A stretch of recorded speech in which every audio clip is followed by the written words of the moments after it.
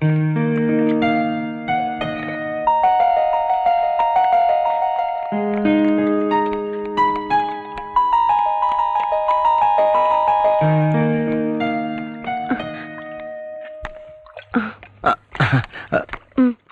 മതി മതി. എടി കറി എന്തെങ്കിലും ഇറക്കി വെച്ചിട്ടേ ആ പിള്ളേരുടെ തുണിയെടുത്ത് നനയ്ക്കാൻ നോക്ക്.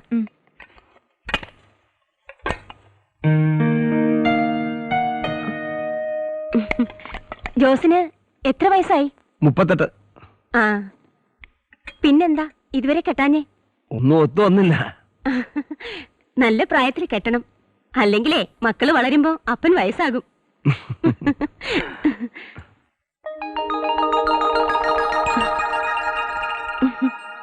ഇവിടെ ഞങ്ങളുടെ നാട്ടിൽ നിന്ന് കെട്ടുന്നോ? ഇഷ്ടം പോലെ പെണ്ണുങ്ങളുണ്ട്. നോക്കണം. എങ്കിൽ ഞാൻ കണ്ടുവെക്കാം. എന്താ കെട്ടുവോ? കാലത്ത് ദോശയ്ക്ക് ഉപ്പില്ല, കറിക്ക് എരിയില്ല, മടുത്തു ഇവിടുത്തെ പാചകം. അതിനിപ്പോ ഞാനെന്ത് വേണം? പച്ചയായിട്ട് പറഞ്ഞ മാഷിന് മനസ്സിലാവില്ലേ? ആ നസ്രാണി പെണ്ണ കെട്ടുന്ന കാര്യ മാഷ് പറഞ്ഞു വരുന്നത്. ഓഹോ, അതാണ് മനസ്സിലിരിപ്പ്. ഞാൻ പെണ്ണ് കെട്ടിട്ട് വേണം നിങ്ങൾക്കെല്ലാം മൃഷ്ടാന്നം ഉണ്ണാൻ. എന്നാ പിന്നെ മാഷിന് കെട്ടിക്കൂടെ? അതൊക്കെ വലിയ ചെലവല്ലേ മാഷെ? ഒറ്റത്തടിയായിട്ട് ഇവിടെ ജീവിക്കുന്നത് തന്നെ വലിയ പാടാ. മാഷെ, ആ ചായ ഒന്ന് ഇറക്കി വെക്കും മാഷെ. അയ്യോ, ഏത് ചായ? ചായക്കുള്ള പാല അടുപ്പത്ത് വെച്ചിട്ടാ ഞാനിവിടെ വന്നിരുന്നത്. ഷോ, കറിക്കുള്ള അറപ്പാണെന്ന് കരുതി ഞാനതിൽ മീനെടുത്തിട്ടല്ലോ. എന്തായാലും സുഖമായി. പാലിൽ പുഴുങ്ങിയ മീൻ. പാലും പോയി, മീനും പോയി. ഇപ്പൊ മനസ്സിലായല്ലോ എത്രയും വേഗം ഒരു പെണ്ണ് കിട്ടണോന്ന്. ശരി, നാളെ തന്നെ വർക്കി മാപ്പിളയെ പോയി കണ്ട് പെണ്ണ് ചോദിക്കണം. എങ്കിലേ വാക്കു രുചിയുള്ള വല്ലതും തിന്നാൻ പറ്റൂ. ആ ജോസിന്റെ ഓരോ നോട്ടവും പറിച്ചിലും എനിക്കത് തീരെ പിടിക്കണില്ല. ചേച്ചിക്ക് എല്ലാരും സംശയം ആ ജോസേട്ടൻ എന്ത് നല്ല ആളാ. എന്നാ ആര് പറഞ്ഞു? ആരും പറഞ്ഞില്ല, എനിക്കങ്ങനെ തോന്നി. നിനക്കങ്ങനെ തോന്നും. ആളിന്റെ മെയ്വഴക്കം കണ്ട് മയങ്ങിപ്പോരുത്. അയാൾ ഏതാ എന്താ വല്ലതും നിനക്കറിയാമോ? അതൊക്കെ എന്തിനാ ഞാൻ അറിയുന്നേ? ഞാനെന്താ അയാളെ കെട്ടാൻ പോവാണോ? കെട്ടാൻ പോണോണ്ടല്ലടി, പുറത്തു നിന്ന് വന്ന ഒരുത്തന അയാള്. നോക്കിയും കണ്ടും പെരുമാറണമെന്നേ ഞാൻ പറഞ്ഞുള്ളൂ. ചേച്ചി മെല്ലെ വാ, ഞാൻ പോവാ. ആ സാവിത്രി ടീച്ചർ പുതിയ സാരി വാങ്ങി അതിന്റെ മുന്താണി മുറിച്ച് തന്നിട്ടുണ്ട്. ചെന്നിട്ട് വേണം ഒരു ബ്ലൗസ് വെച്ചു കൊടുക്കാൻ. പോവാണേ.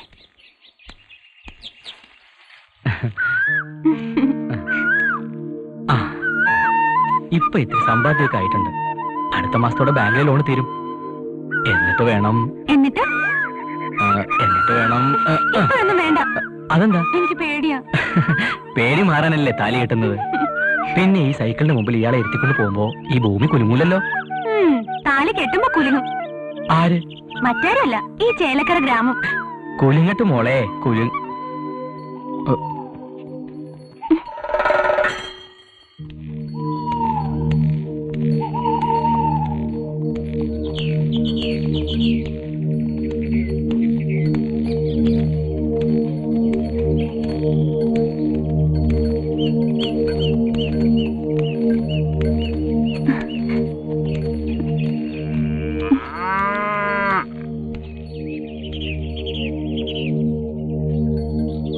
എന്താ സോഫിയ? ഒന്നുമില്ല. കൊച്ചു വർത്തമാനമായിരിക്കും അല്ലേ? പറയാൻ ഞാൻ ആരുമില്ലെന്നറിയാം. എന്നാലും ഒരു ചേട്ടന്റെ സ്ഥാനത്തുനിന്ന് പറയാ. മനസ്സിലുള്ള സ്നേഹം വഴി വെച്ച് വിളമ്പിയ നാട്ടുകാരറിയും.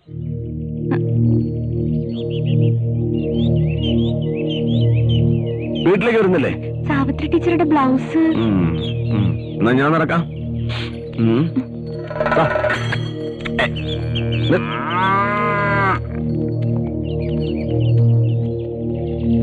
ഇല്ല, കൂട്ടിട്ടൊന്നുമില്ല.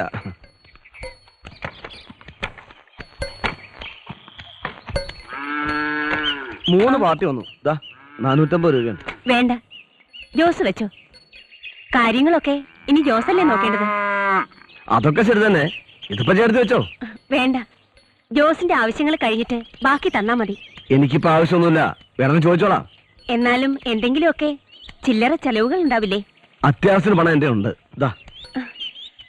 ജോസേ, ഇവിടുത്തെ എല്ലാം ജോസിന്റെ സ്വന്തം പോലെ കരുതിയാ മതി. ഓ, ഇനി മുതൽ അങ്ങനെ കരുതിക്കോളാം.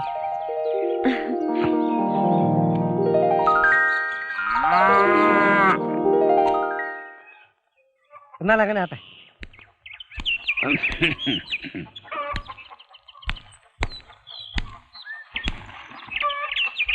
ഇതിരിക്കട്ടെ. കുറച്ച് വർക്കിച്ചന്റെ കൊടുത്താ വാങ്ങത്തില്ല. അപ്പാപ്പന്റെ ഇരിക്കട്ടെ. വേണ്ട വേണ്ട, എന്തേലും ആവശ്യം വരും. ജോസിനെ കണ്ടില്ലേ? ജോസ് കാളയെ കുളിപ്പിക്കാൻ പോയെന്ന് അന്നമ്മേടത്തി പറയണ കേട്ടു. ഞാൻ അവിടെ പോയി കണ്ടിട്ടേ പോവൂ. അന്നമ്മേടത്തിയേ, ഞാൻ ഇറങ്ങാ.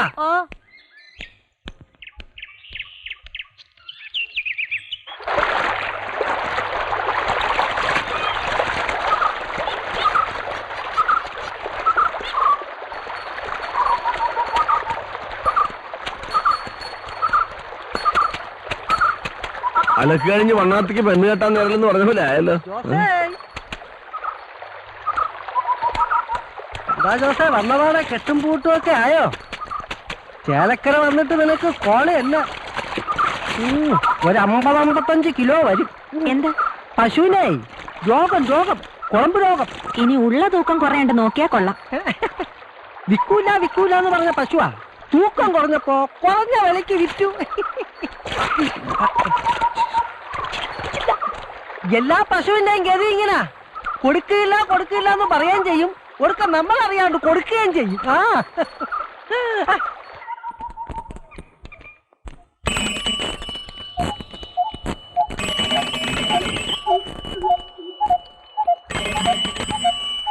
ഹലോ, ബെല്ലടിയായിട്ട് ഒന്ന് നിന്നൂടെ? ഇതെന്താ എത്ര ഡിമാൻഡ്?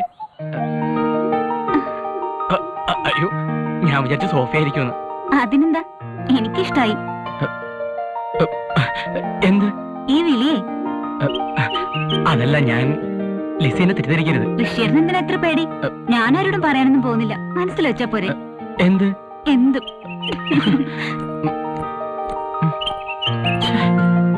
ആകെ കുഴപ്പമായല്ലോ. അവൾ എന്ത് വിചാരിക്കുമോ?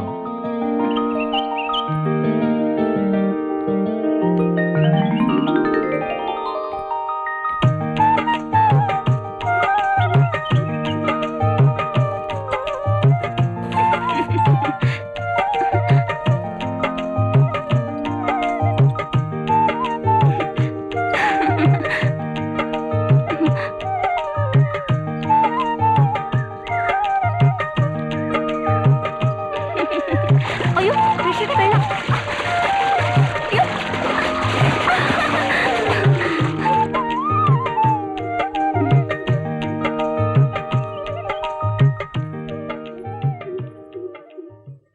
തപ്പി നിൽക്കാതെ വേഗം കുടിച്ചു തീർക്കടാ, എനിക്ക് വേറെ പണിയുണ്ട്.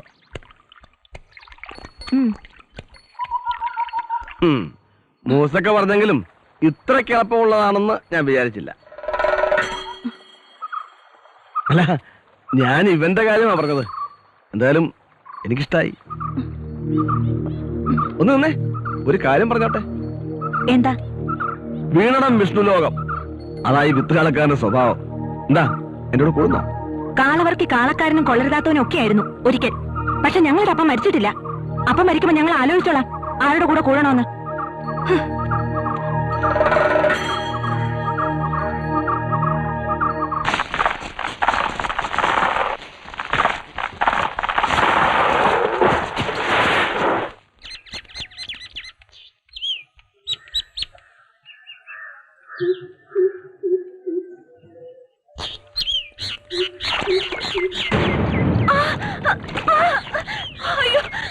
എന്താ എന്ത് കടിച്ചു.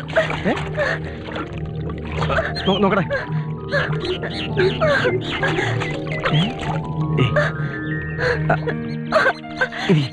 ഇരിക്കോട്ട്.